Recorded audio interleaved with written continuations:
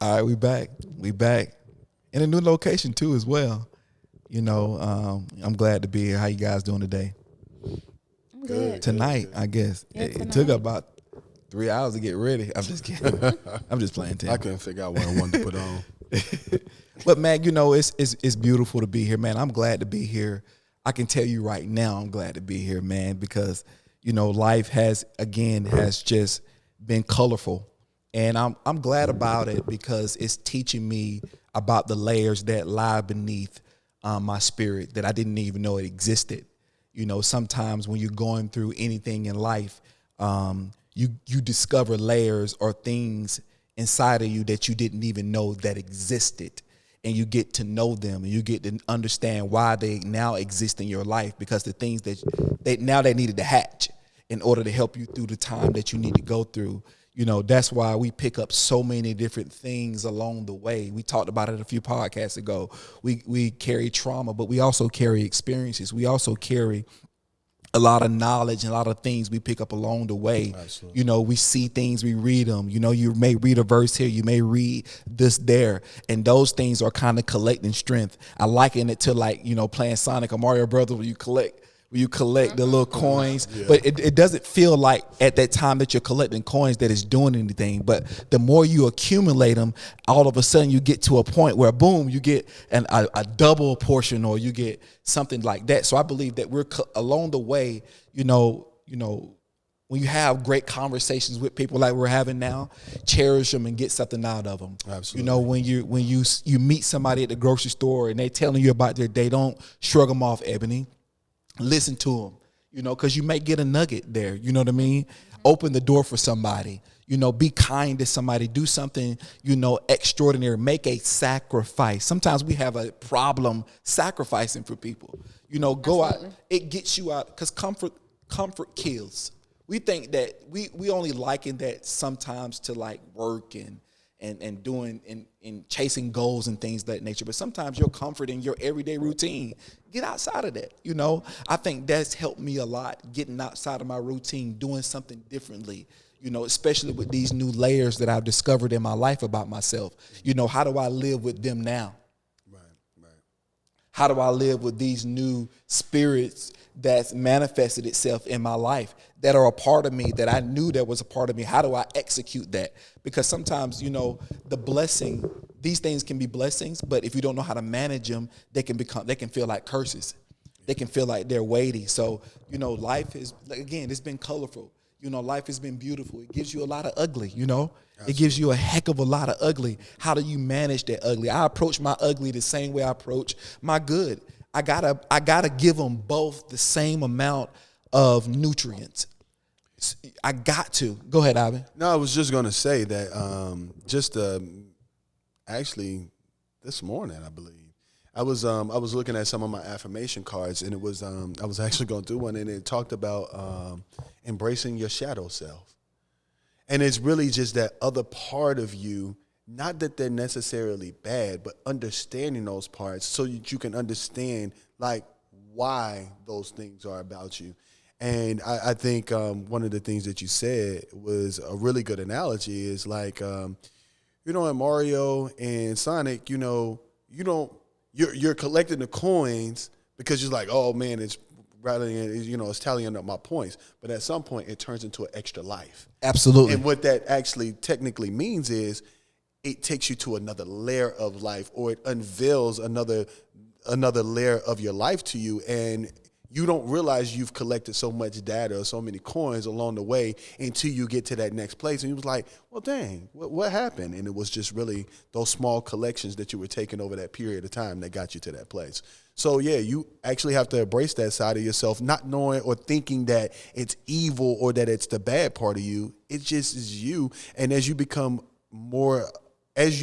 you more and more each and every day, it's something easier to embrace. Because I don't think you understand who you are. I don't think you'll ever understand holistically who you are while you're living. I think more things will always be unveiled as you discover new situations. Absolutely. You deal with new people who have different spirits on them, who have different things that reside within them.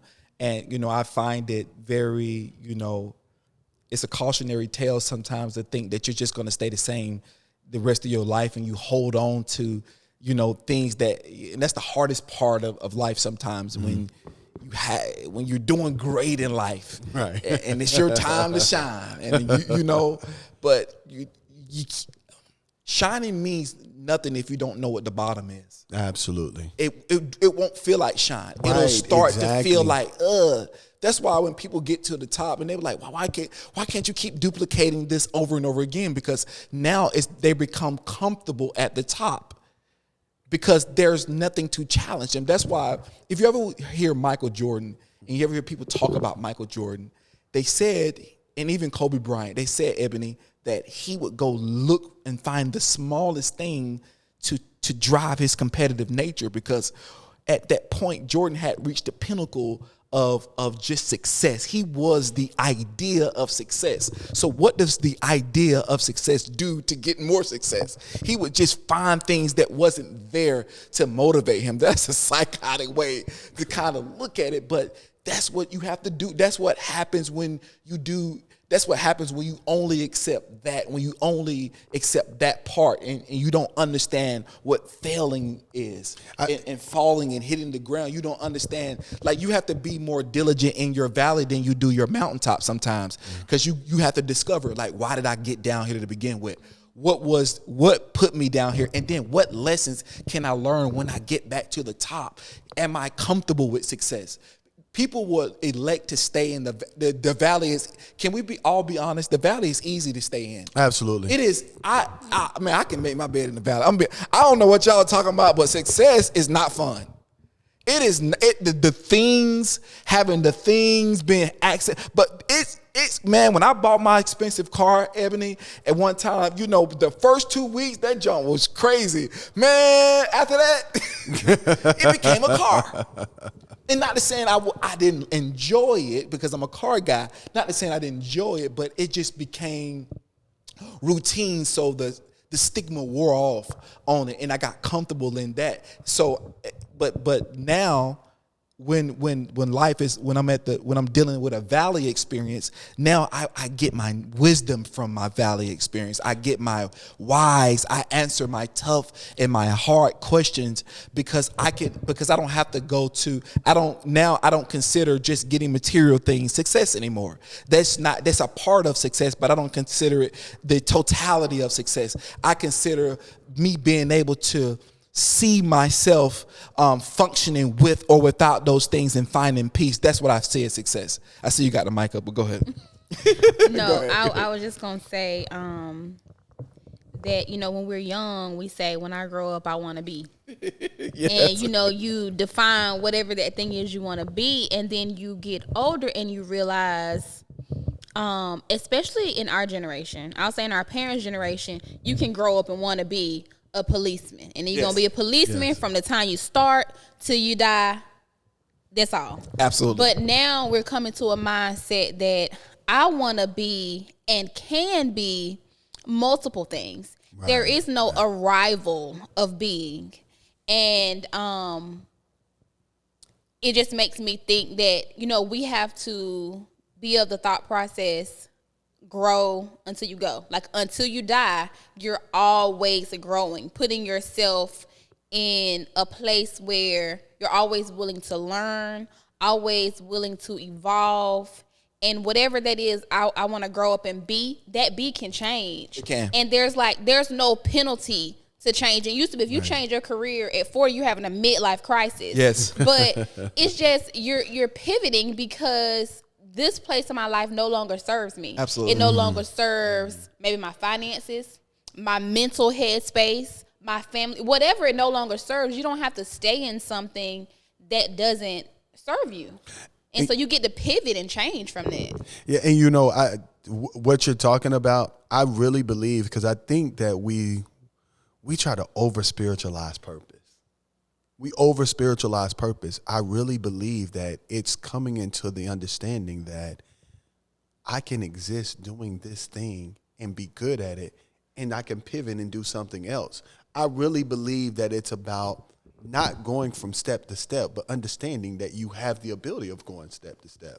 And just knowing that there's purpose in the journey, not necessarily purpose in getting to that certain part. Because again, yeah, you said it perfectly. Like when we was kids, we had all these dreams like, oh, about such and such, I'm going to be this, I'm going to be that. And then you realize that once you start playing a couple different characters, because when you're first born, the first character you're playing is somebody's son or daughter. Yep. You might be a brother or a sister. And then you get to the point where you play a character as a husband or a wife, or you get to play the character of a boyfriend or girlfriend, or you get to play the character of mother or father. And once you start to get to those different levels and to those different characters, you realize that your character can still keep changing and altering over time, because you don't have to just be that one thing. The thing is you just can't lose you in the process. Right. Yeah. Absolutely. Yeah. And success can look differently for different people. Absolutely. And it changes its personality, as like you said, once you take on those different characters and who you become in those people, because you probably need to be something like when you are, if I need to be something different as a father than I am a son. Yes. It's a different function. So I need a different level of the road to success as a father is much different than it was as a son. Because now I was getting poured into, and now as a father I pour into. That's why it's important to have both parents in the home, because they pour the necessary things that you need in life in order for you to pour them into your offspring. And then even with that, embracing each character, because that actually helped you become a father, and what you actually need to do and how you needed to pour. Because now it's like, okay, well, they gave me this, they gave me that. Dang, I would have liked some of this and I would have liked some of that. So now it allows you to actually even develop into that character even better. Mm-hmm. And I think we talking about staying with characters for a second. You know, how do we define what these characters look like? I think sometimes now what we're evolving to, what does the character of a father looks like? What is the principles, the rules, or what's his primary function? What's the function of a wife? What's the function of a friend? You know, what's the function of these things? I think that is some of the missing pieces in our society that I think we're trying to define as a whole. Is what are these how do they function now? Because we're different. We was talking about earlier. We was talking about the church earlier. Things are different now. As a saint now, that's the character you play. As a Christian, that's a character you play. So not you play, but you live by here. Right, that's absolutely. how we identify each other. Right. So how does that look now? You know, how do we play those characters how do we define our spirituality? We was talking about that earlier. Now, because it's different now. We're becoming into a place to where the character of our spirituality needs to be expanded. But what does that expansion look like? Do we go overboard? Are we pouring things into our belief system that is toxic? Or that could be toxic? Are we not pushing the bounds? Are we too closed in? Are we too liberal? You know, I don't know the line anymore. Well, is there a line? And I think that what I feel like, so I think we should just focus on doing the thing that actually works for us, right? Because I believe when we start to try to when we try to set lines or we try to set boundaries, then we try to make it a standard, and everyone's standard is never going to be the same. Mm-hmm. As well as you're trying to measure it against something. And I believe that the only thing that could be measured against, or the only person that should be taking measurement, is the people that actually have to be around the actual character. But are there roles and responsibilities is what I'm saying. Yeah. You know, not in the case of blocking in, but there's still roles and responsibilities. And I think the roles and the responsibility ultimately helps us navigate the relationships that we have to these things and how we communicate these things to our children. Because ultimately what we're trying to do is figure out how do we usher God to the next generation, to where they can identify God and benefit from the power of God, because information and knowledge is important, but also our wisdom and how we disperse that information to our youth. Is that correct? Am I on something with that? Yeah, I think you are. I think hold the mic up a little bit. when we talk about a standard, I mean, I agree that there should be a standard, but I also agree that how that standard is carried out is different for different people. Absolutely. But one thing I can say that should be true for all is the example of it. Absolutely. We were in my household, all conversations are open and free. So there's not a conversation that me and Aaron will have that KJ needs to leave the room for. You know, I want him to be around the conversation, hear those conversations, because when it's, you know, we're having healthy dialogue. It's not like we're yelling and screaming. So it's okay for him to be. And I don't remember exactly what we were talking about, but it was something pertaining to the way I handle a certain situation concerning Aaron. And KJ said, my 15-year-old, he said, well, Mom,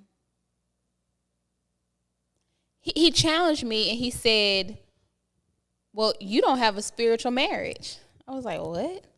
I was like, my son doesn't think I have a spiritual marriage. So I wasn't offended. Okay, well, I'll take that back. I was slightly offended. Okay. And I was like, I'm glad you told the truth. You're going to give him a little thing on that. I was like, actually, you're wrong, because I prayed for my husband.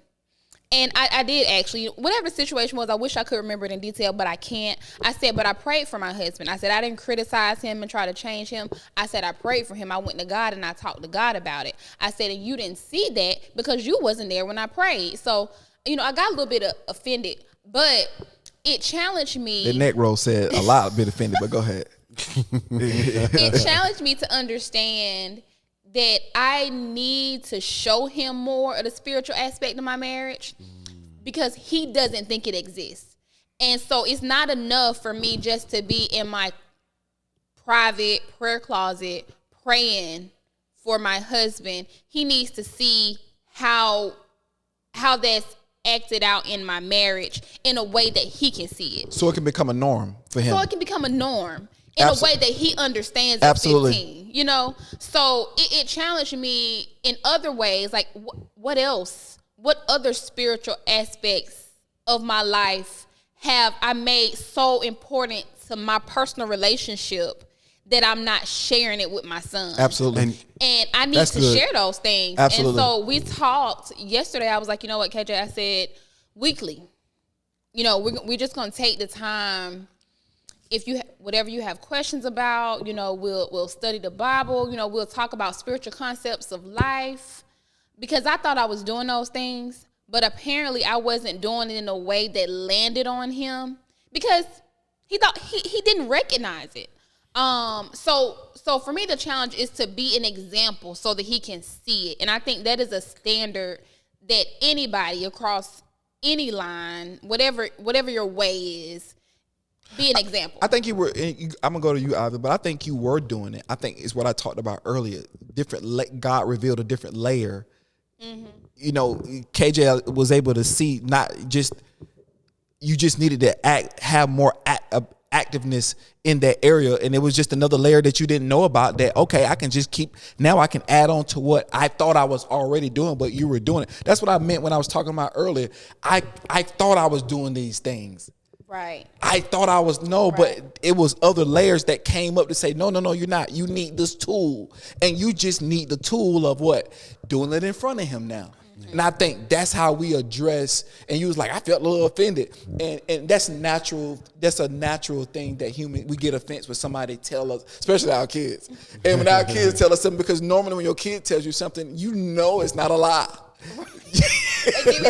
That's how they really feel. Don't chase her. But you know, I believe that was actually I believe that was perfection. And the reason why I say that is because we play the character of fathers, we play the character of mothers, right? We never think in that role is going to be a learning moment. We believe that in that role it's a teaching moment. And then in that very moment, it was a learning moment. Absolutely. But it was a challenge. It's like the video game, right? You come to this challenge, it's like, well, I'm doing this, but I mean, all I got to do is get to the other side of it. But you don't realize how to get to the other side of it until the challenge is put in front of you. It's like, and really what that was is out of the mouths of babes and suckling. Right. Yes, that's good, Ivan. That's good. And then even though what he was saying is, I just haven't seen it. It was like, so forever let your light shine. And so it was just basically saying that, hey, I need you to let your light shine more. And so that was just nothing but God in the midst, because where 2 or 3 are gathered. Yeah. And so that's just really what God was doing and revealing that. You know, me and Steve had this conversation multiple times. I told him, I said, you become a father not because you became a teacher, it's because you had something to learn. Absolutely. Yeah, Absolutely. so. Because the kids are essentially, they're innocent when they come in this world, and until we corrupt them, they're innocent. So kids are always, my kids are always inquisitive and thirsty for knowledge. And sometimes, you know, we, like Ebony, I think you've always been great at this. And then I've learned a lot from you, like keeping your kids in the room while you're having conversations. I let my girls see me in a vulnerable state sometimes, and then I explain it to them. I want them to see humanity before they see it somewhere in a situation that they can't handle themselves, that they're shocked and they make a bad decision and they don't know what it is. So I'm going to display healthy humanity in front of my kids. That means that, okay, everything ain't right all the time. Yeah. There's messed up stuff that happens all the time. I can't send my kids in the world unprepared. It ain't just them getting A's in school or doing fulfilling your needs and trying to cover your dreams. But it's really just, what are they like and what do they need? And when they ask questions, you're available and humble enough to know that, because I learn from my kids. I love my kids around me because I learned to get over stuff. I learned that it ain't that serious. I learned that there's another moment coming. That other moment that's coming in your life might be your moment. And if you don't take the time to get to that moment in your right mind, sometimes you got to be ready and postured to receive the thing that you need in your life. And if you stumble at every moment and you think every moment is like this, you probably won't get there and you won't see it when it's in front of your face. Sometimes your blessing's already there. It's just you got to see that it's there. I've been there. I've been the person that I've been the woe is me. I know how to do woe is me. So I'm not just saying this stuff, but I also can look at the other side and change my perspective, which is why I'm sitting here now doing what I love, because you have to make a decision to get up. And that's the layers that been added, because I got a layer of strength, So, spiritual portals, we talked about that a little bit. Is it dangerous to, we talking about kind of opening up and evolution of our thinking towards spirituality. And you was talking about earlier, I've always had a curious mind about my spirituality. It's been actually ferocious inside of me since I was a little boy, because I grew up in an environment unintentionally that I couldn't explore my curiosity to the point it was chosen to where I wanted to. Because when you grew up back in the church, the kind of churches we grew up in the 90s, early 90s, late 80s, it was very stringent. It was very rule-based. It was very follow to the T. There was not a lot of room for creativity to color outside of the lines or to ask questions. Yeah. You just took the Bible study stories, you just took them as they were. And again, this is not a criticism of that. It's just I was different. I wanted to ask questions. And here's another thing. My people know this. I talk about this. My dad died at 7.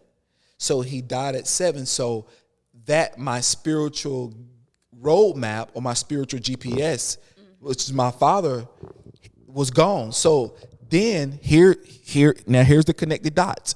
As I got older, my spiritual curiosity got older, got bigger and bigger and bigger. Then when I got a chance to explore it on my own, I explored all spiritual portals that led to some danger, led to some thought patterns, led to some things that I didn't quite understand, because it was kind of like letting the dog out of the leash, or letting your 2-year-old eat a steak. Yeah, they can eat food, but they can't eat a steak right now. Right, they're not ready for it. So I wasn't ready for it. So I jumped into some things that had me like, oh, nothing happened to me. But you know what it was? Who's the author of confusion? Yeah. Exactly. That's what it was. It was, I'm confused about this. I don't know this. But you know what that did? that created an anger to my foundation. See, I was supposed to just get knowledge to see God in a different way. But when you confused, it brings on the anger because you think you've been lied to. Right. And there's a lot of people out there, I've been lied to, they lied to me. So we go on this whole spiritual journey and you crucify everybody that believes, or you belittle people that you think that you've graduated at a certain knowledge to. I've done it all. Yeah. So, and you think you're somehow above it. And that's tapping into different spiritual portals. Now, had I tapped into those now, I might be able to decipher those differently and not eat the meat, but say, I might take a Caesar salad, but I ain't gonna eat the steak, because I can take the Caesar salad and measure it against this. So what is your perspective on, like, we talking about tapping into the spiritual portals and being careful about how you're doing that, man? Because I think now we're entering into a world that everything's available to you now. There ain't nothing there, man. You could make a religion out of anything at this point. Yeah, that's out of anything. How do we navigate that, Ivan? Well, I mean, I really believe that the only way that you can navigate that is truly by, being accountable to yourself, making sure you're giving yourself enough information to be able to build a foundation off of. Because, like you said, you can literally build a religion off of anything. So you can't just go and source your information from one place.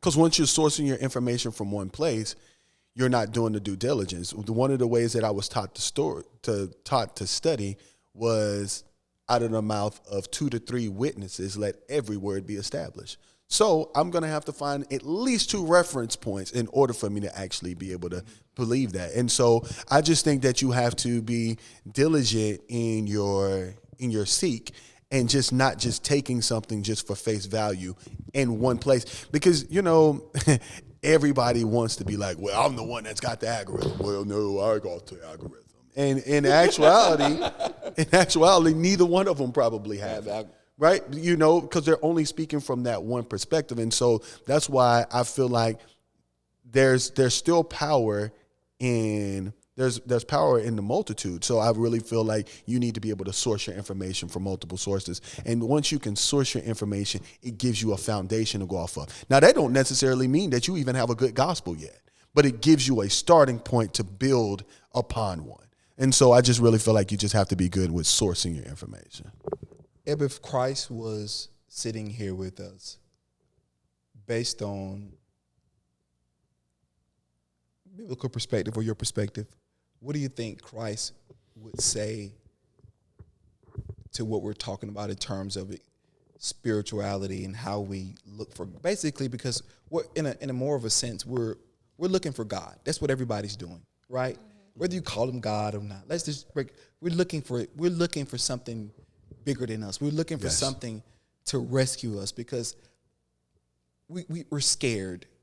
We're in a place that we don't recognize this world. Every day we get up, we try to make ourselves busy, and we try to go do all of these different things, and we're afraid, and we're looking for God. But now people are fatigued because they don't want to be told about God. They don't know what truth is.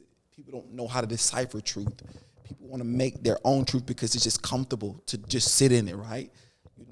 I don't know what would Christ say if he was sitting. How would Christ navigate this terrain based on your personal relationship, based on how you just see the world? If you think Christ was sitting here, what do you think he would say?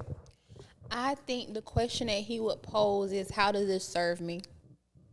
Like your actions, your deeds, your pursuits, how do they serve me?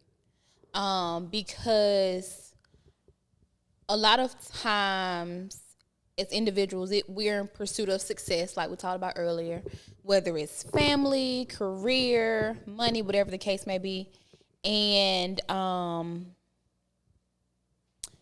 we put Christ we make him secondary to that. We pray to him for those things. But those things are actual, or should be, byproducts of our pursuit of him. So everything that we're doing along our path should be in some way of service to him and the things he's asked for us to do in our life. And then all those things come, like the Bible says, seek ye first the kingdom of heaven, and all those things should be added to you. So it's like, how does this serve me?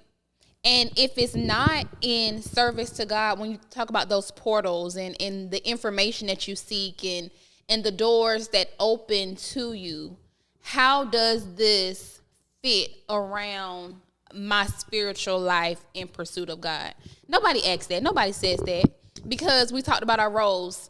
I'm a mother. When I get up, the first thing I think about, I check my KJ location to make sure he at school.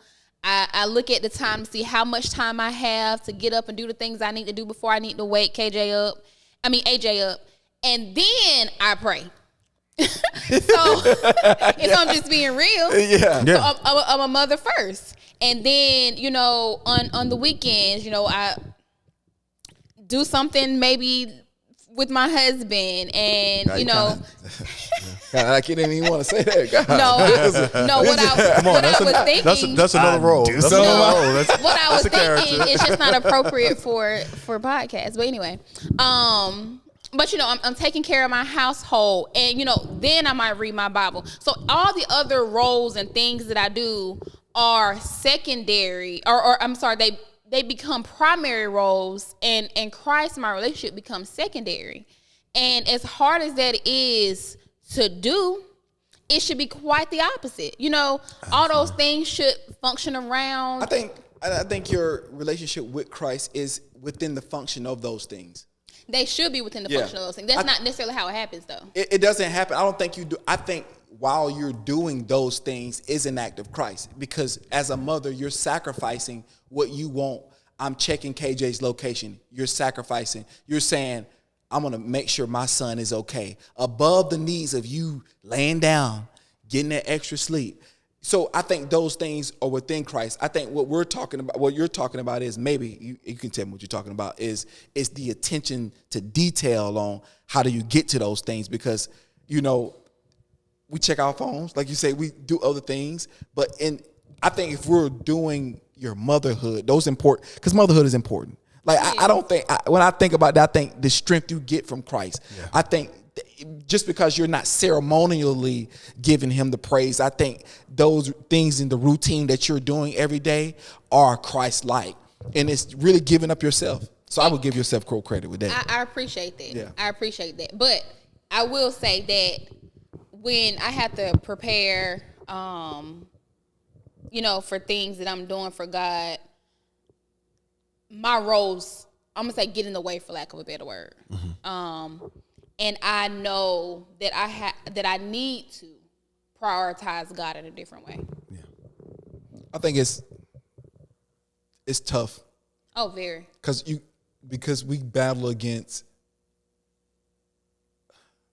our carnal needs and our spiritual needs, and which one takes precedence, because you gotta think about it. 8 hours of your day is all right. I don't care if you're running the business or not, or working somewhere, right? Just go ahead and slash out 8 hours if you don't want to live on the side of the road. You gotta work. You get what I'm saying? You gotta work to make money, whatever you got a lot of money or not, you gotta work.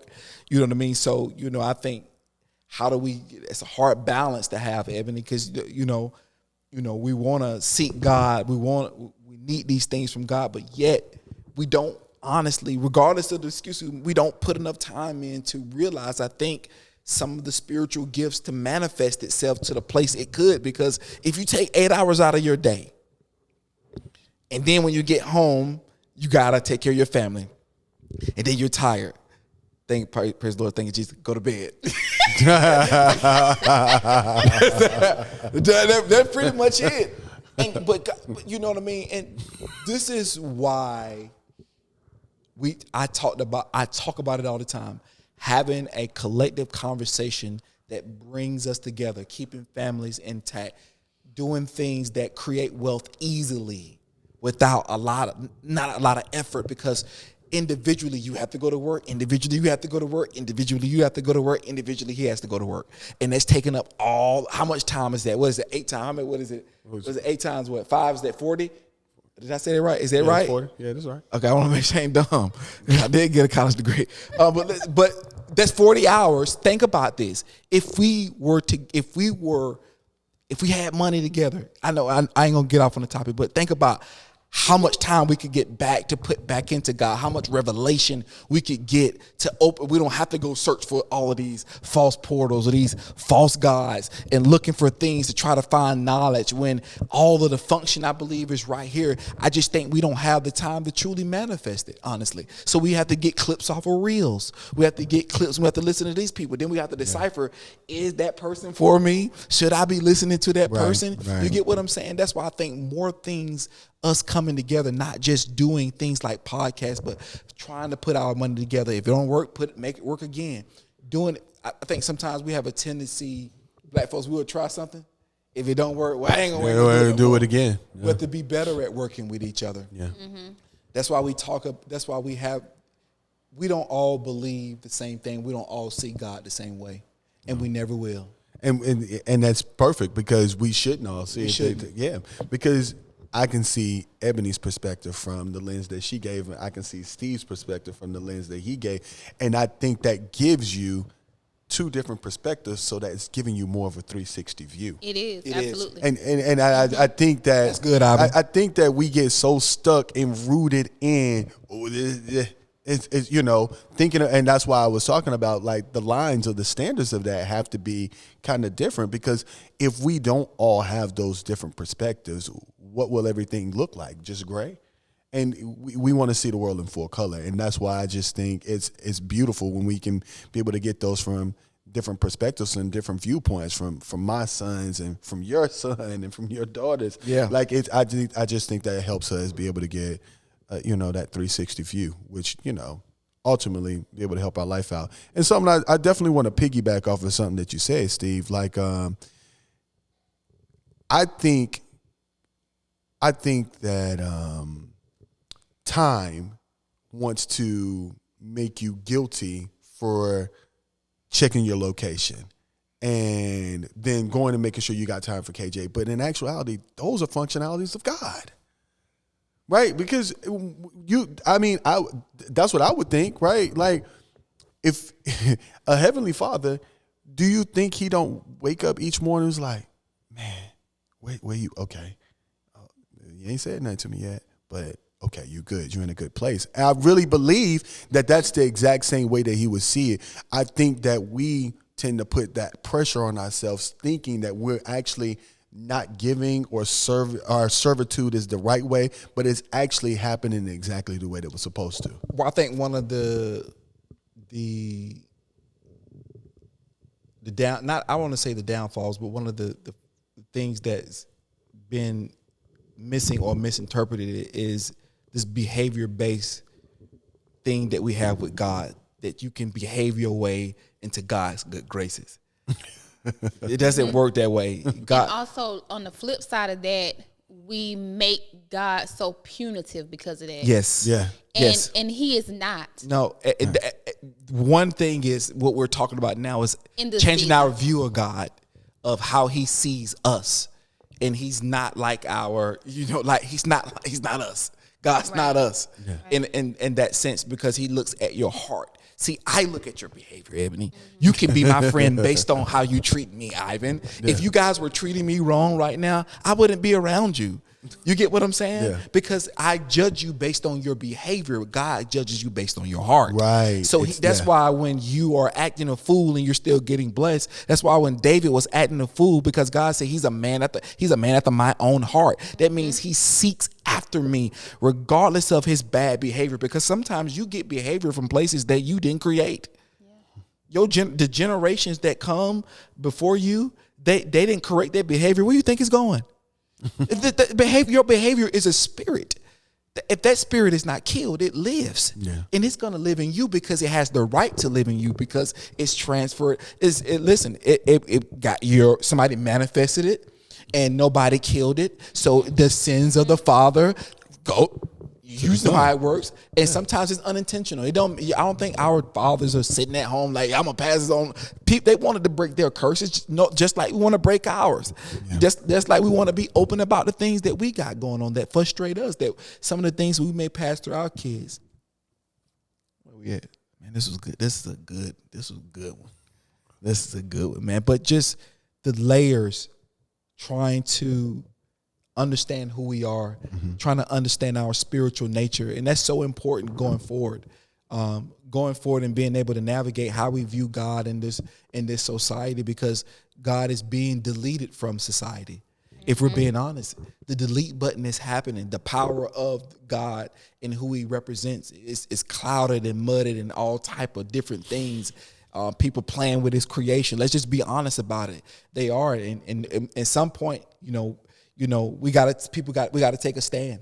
There's gonna be a line you're gonna have to stand on it at some point, for real, for God. And I even with my own journey and like, it can be like this and it can be like that. I do recognize is that when you're at war, you can't be in the middle. You'll get shot by both people. So you'll get hit by both sides if you stand in the middle. That's why God said, when you lukewarm, I spit you out. You can't play both sides of the fence. It don't necessarily mean I'm telling you to be staunch, but what do you believe? Stand on it. Stand. You can. That's why I'm not explore, but stand on what you believe, and try the spirit. I always try spirit by the spirit. It's the same thing. Yeah. Anything else, Ivan? Nothing that I have at the moment. I would say how, like, knowing what we know about, generational curses and how those things pass down, like, we're in that knowledge. Yes. So what is the urgency of our responsibility as parents to battle those traumas and battle those curses so that they don't become the battle of our children? Like are we actively working towards fighting those traumas so they don't become the traumas of our children? I think we have examples of people working to try to fight that, but the hyper individualism that exists in our society causes people our age to continue to try to pursue things above the needs of their children. And I think that's the thing that we can get caught up with, our dreams and our goals. When you have those children, and this is what I'm learning, because I'm always speaking, I never speak about anybody else. I always project inwardly. So I had to realize, oh no, it's about them. This is second. Podcast second, kids first. Understand? I don't care what it is. My dream, everything I got going on, if it don't line up with if their needs don't come first, then we're not doing it. Because once I brought them into the world, once they didn't ask to be here, once I brought them into this atmosphere, then I became responsible for them and their well-being. So, that's one gap that I do see. I know I've seen from my life. Do you think that's harder for men because men think about taking care of their children in such a tangible way, you know? Yeah, it took time to truly attach to my children. If I'm being honest, to attach to them in a way to where I can day by day function with them and understand the why behind it, because I thought my role was just, we got to pay these bills and take care of these kids and keep a roof over their head. That was the standard. But once I realized, and the more children I kept having, and then I had girls to begin with. When it comes to that, when I had girls, I started to see that, okay, my presence is gotta be larger than my actual physical presence that I give. I have to give of me. They want me. They don't care about anything else but me. They want just me. And once I started giving me, I started finding me.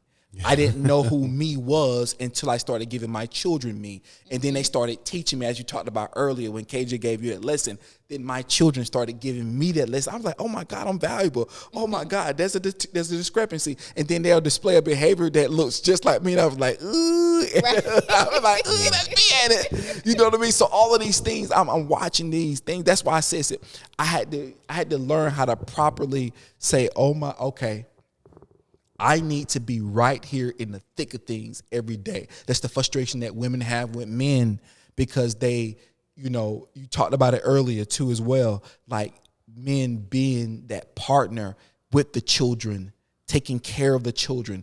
That's this next step in the evolution of a man. I know that was my next step as a husband, as a father, as whatever role or character that I was playing, is I have to be in this character. If I'm going to be a father, I can't just play the role of a statue of a just sitting up and waiting for my. No, get in there, learn, educate them, be consistent with them. And, you know, so that was the kind of the revelation or the, you know, thing on my part. And I like these questions. I like to be asked questions too, by the way, if y'all don't know. And Ivan, you having the oldest child in the room, how have you seen yourself, both good and bad, in him? Because he's 18, right? Yeah. Yeah. Oh, man. It's a forever changing thing. So I've seen so much of the good. And I can't even really say me, because, man, he's so much more phenomenal than what I could ever even imagine. But, like, he's a very he's a very well-mannered man. He's very well-mannerable. But there's times where he questions certain things and he gets headstrong about certain topics and certain things and can't see any other vision outside of that. And I can see those both of being something that it's a part of me. And so I'll tell you, the thing is having patience. He's actively, he's done very well up until this point, but he's making some decisions that I don't really agree with. I don't really trust the decisions. I'm not pleased with them. But what I am pleased with is the idea of I trust me enough to know that I can trust him. Even though I know that there's. I mean, you 3 for 3 tonight. I'm gonna be honest with you. You done hit a couple of cuss jumpers tonight, Ivan. God, that's good. But I mean, I trust me enough to know that I can trust him, because I know what I put there. I know what the seed is. I know what the fruit is, and I know what the tree will become, no matter what. And I have to be able to understand and trust that journey that my mom probably looked at me and was like, I want you to go to school to do this. I'm like, I'm not going. It just wasn't happening. But she trusted me enough to let me land on my feet, walk, run, fly. And so I have to be willing enough to be able to relinquish my thought process, my way, and my direction to understand that he's going to walk, run, and fly. So yeah, I just it's difficult. It's difficult, and it teaches you a lot about yourself. It teaches you a lot about yourself being able to, because we talked about this earlier. The idea of when you actually have children, you think that you become the teacher, but in actuality, you become a student. And it teaches you so many things over and over and over again throughout the entire process. So, yeah, that's where I'm at with it. So. You have to relearn a lot of lessons. I was talking to KJ yesterday because he wants to quit basketball. And, you know, I'm looking at basketball as a means to pay for college. And so he's looking at basketball like he wants to go to the NBA. And so he feels like, you know, going to the NBA doesn't seem, he said it's a lot of superstars out there.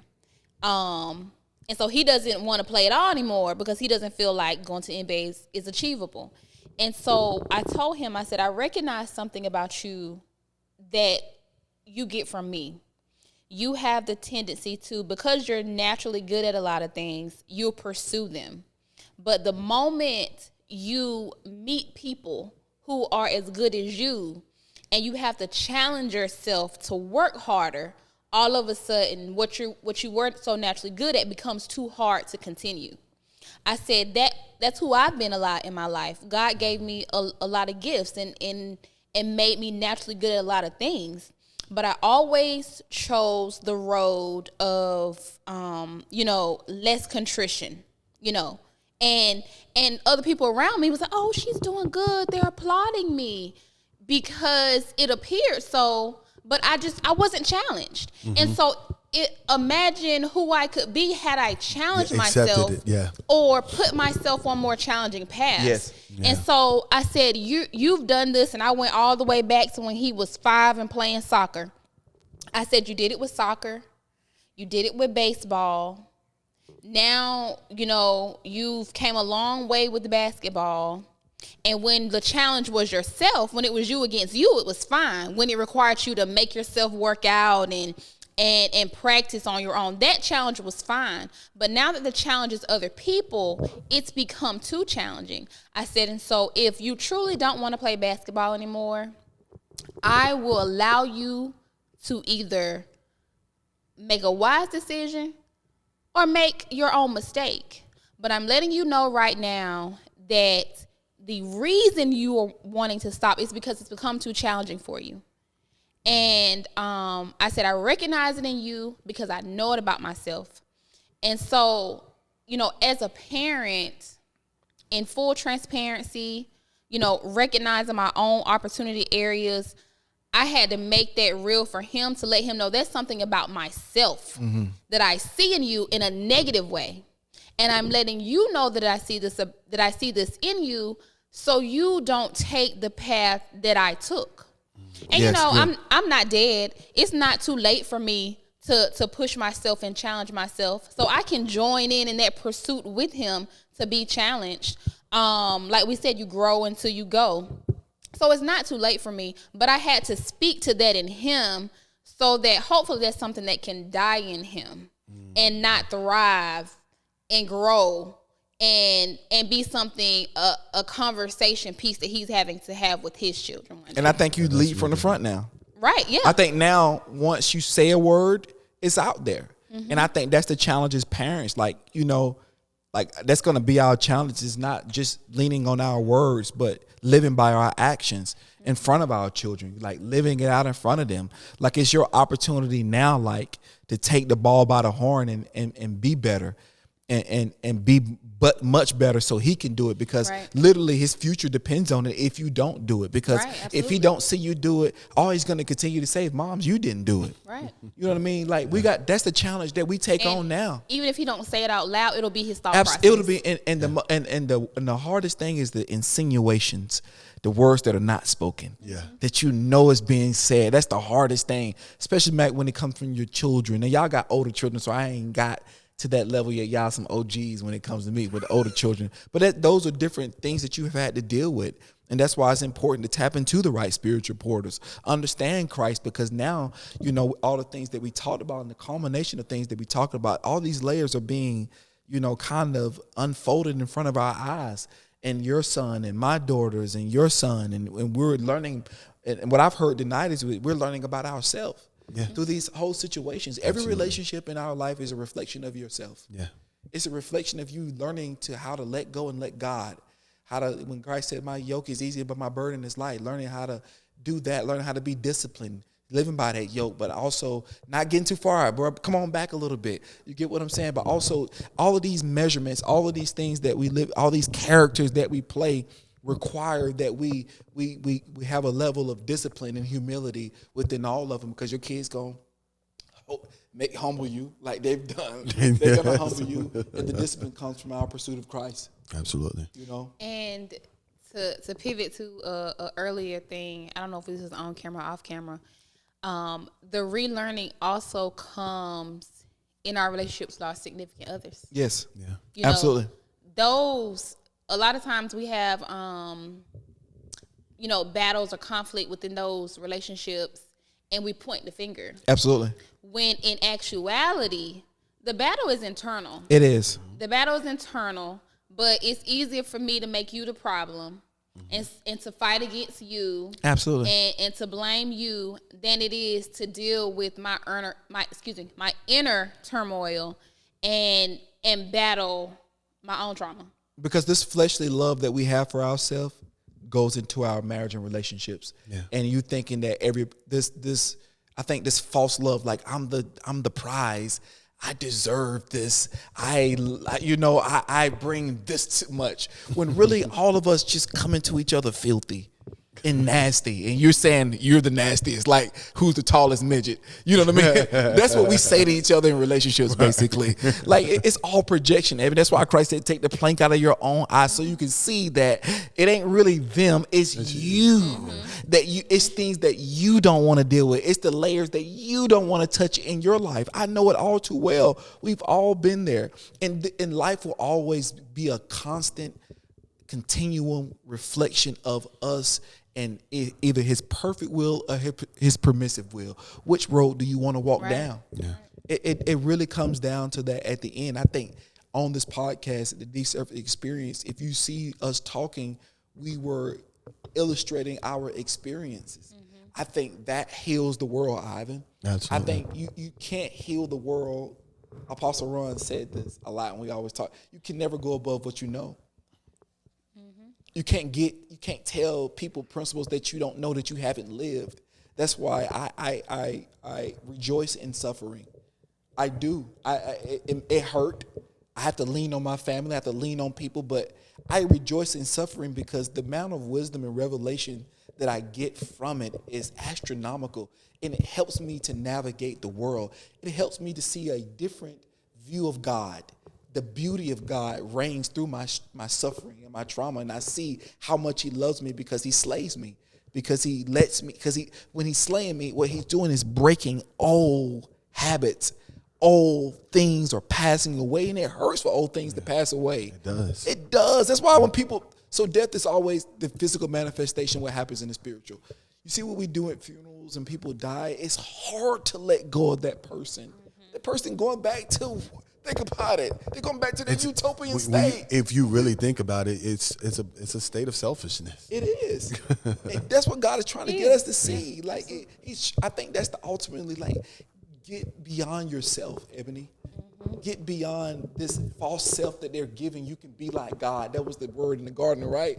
No, get beyond that. Like, get beyond that false self and think about the whole collective and what we can actually do to turn this world around. Because what really we're talking about is how do we get our kids to evolve to another level? How do we get them to see God? That's by, I believe, and wrapping up, it's just it's opening up those layers. Yeah. And constantly looking at those layers, taking personal responsibility. I think the more and more we do that, the more and more we'll get a chance to kind of discover who we are. But we'll continue this conversation next week. I like this format. Evan, I like you asking those questions too as well. I think there was a go-to at the I think we might have found something. I'm not going to say anything. But we might have found something, though, because I really like that. But we were coming up right on 58 minutes, man. I want to appreciate everybody for tuning in with us, man. I love this atmosphere and where we're going with this, man. Really giving God the credit and allowing him to speak through us. So you guys, listen, the Deep Surface Experience. Please subscribe on Instagram and on YouTube. We'll be coming on different sites soon, but we appreciate your help and we appreciate you tuning in, guys. But thank you, and you have a good night. We out.